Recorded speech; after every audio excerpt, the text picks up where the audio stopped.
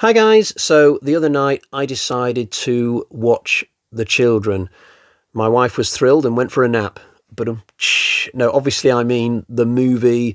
It came out in 1980, the year of my birth. I'd never previously heard of it. There is another horror movie from around about this time about three psychopathic children.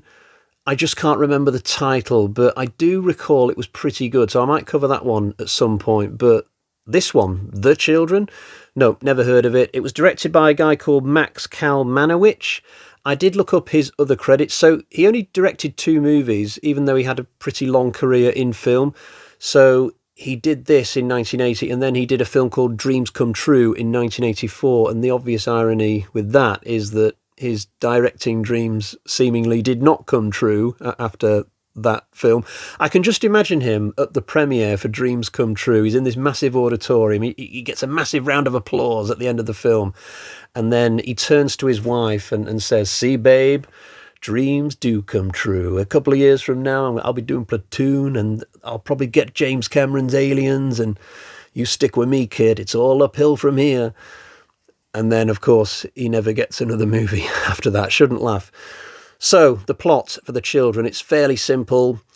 There's a chemical plant in rural New England, and one day one of the pipes leaks out some yellowish gas, and it goes all over the local countryside and roads, and there just happens to be a school bus driving past, and the gas covers this school bus and turns everybody inside into murderous child zombies. Luckily, there's only 5 of them, which I imagine is down to the film's budget more than anything else. They probably couldn't afford to have 25, 30 kids and then extra adults to like choreograph them all and stuff. No, there's only 5 kids, but they are quickly turned into zombies by the gas somehow, and woe betide any adults in the local area who come across them. Did I mention that this film is really not very good? So let's start with the actual zombie kids themselves. There's no makeup effects for these kids. They just look like normal children with their arms out to signify that they are zombie-like. And their MO, I suppose, is to lure adults into giving them a hug so that they can then kill them with some kind of radioactive heat, which instantly causes first-degree burns to appear all over an adult's body, and they are, of course, dead at this point. But you don't really see how the child's attack works, because 1 second the adults are absolutely fine, and then next minute they're covered in burns and they're dead. It's like a jump cut from one extreme to the other. There's no, like, process of showing us the adults dying from heat. Like, for example, you see at the end of Raiders of the Lost Ark, you can see the faces slowly melting. We can see what's happening to those Nazis. But in this film, there's nothing. There's just a swift cut, and boom, the adults are covered in burns and they are dead. Also, at one point, one of the adults shoots a child with a shotgun from point-blank range, and it makes no mark on the child's body. They fall down, and I guess they're unconscious for like a second, and then they get up again. So this poisonous gas, not only does it have the power to turn kids into zombies, but it also makes them impervious to bullets.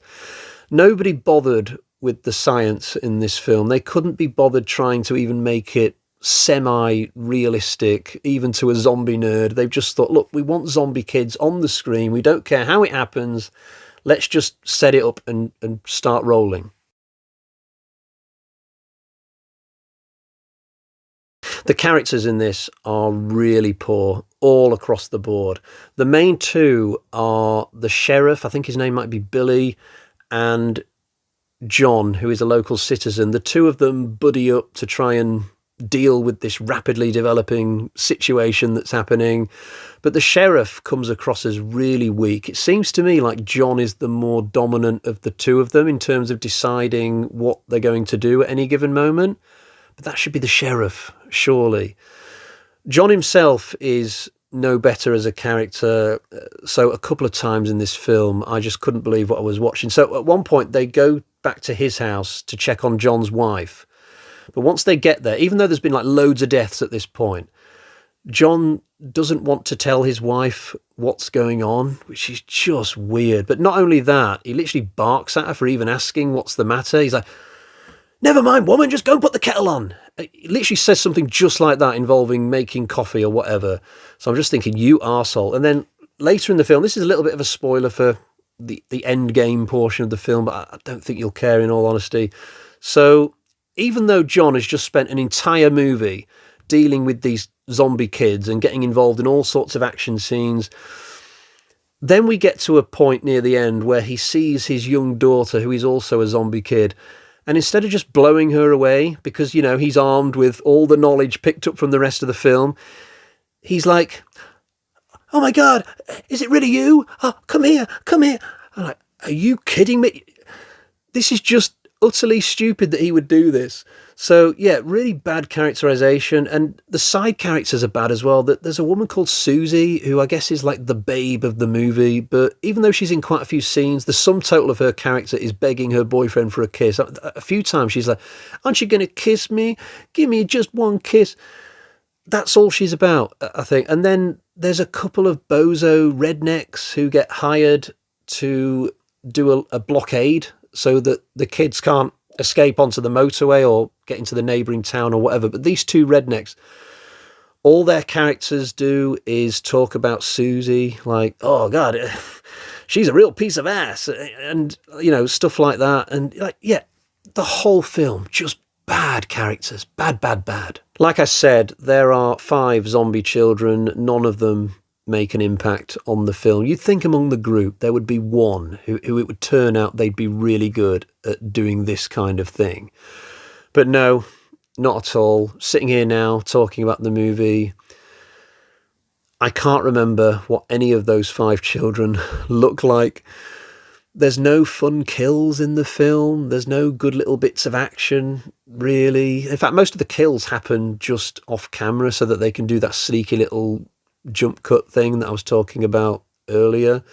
There's no world building or interesting info that we get about the gas or the kids or anything like that. And yet, the film is never boring. I've got virtually no praise to lavish upon it, and yet I watched it all in one sitting. I was always engaged with it. It does fall into that so bad it's good category, I suppose, or maybe I should say so bad it's passable. I think that would be more appropriate, because this certainly is not good. There's a weird thing with guns in the film. So at one point the sheriff decides that they're going to have to get some guns. So they go to a corner shop and there's a woman there. She's like a middle-aged proprietor, and she's got like a wall of shotguns and things like that. So the sheriff takes those. But I'm just thinking, isn't there like a police station with an armory? Why do you need to go and stock up at the local corner shop? This town, I think it's called Ravensback. It's a made-up town for the movie, but we never actually see a town drag or anything like that. There's just like a few houses here and there dotted around the countryside. It's a wonder that they even need a sheriff, to be perfectly honest with you. But yeah, it's not a good film. It's really not.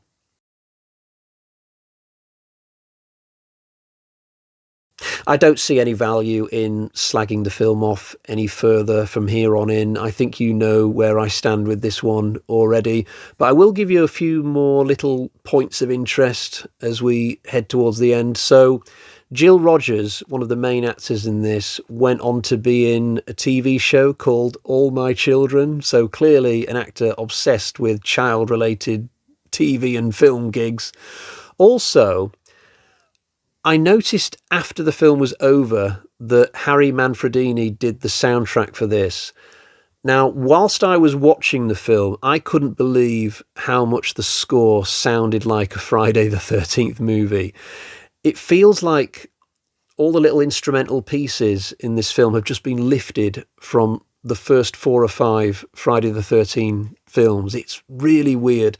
So I'm mainly thinking of that atmospheric scene setting piece that you often hear in a Friday film, just as the camera is moving around the the campsite or whatever, and we're getting ready for the next scene, and maybe the moon's coming down. You'd know it if you heard it. I can't play it on this video, or I'll get into a lot of trouble. But trust me, if you watch The Children, you will hear the Friday the 13th soundtrack all the way through. Even some of the faster beats when people are being chased by kids or whatever. It's like I'm just hearing the music from when Jason's chasing somebody. It's so odd. So I'm not surprised at all that Manfredini did the music.